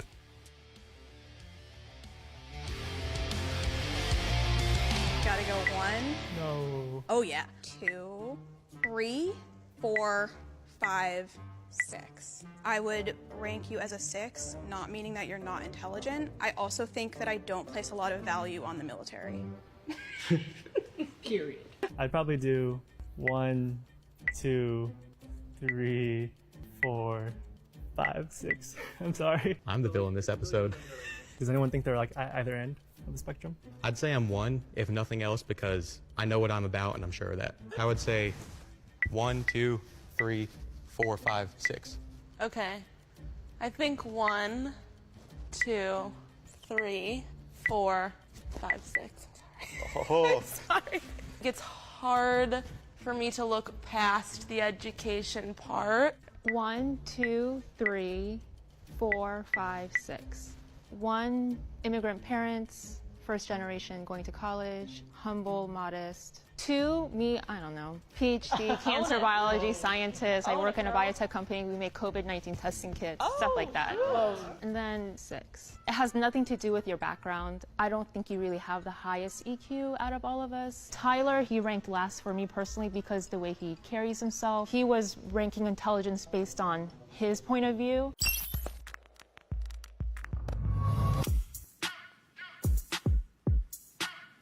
I literally thought when you said to open the computer, we're going to look at social media, that I didn't think an IQ test would be part of it.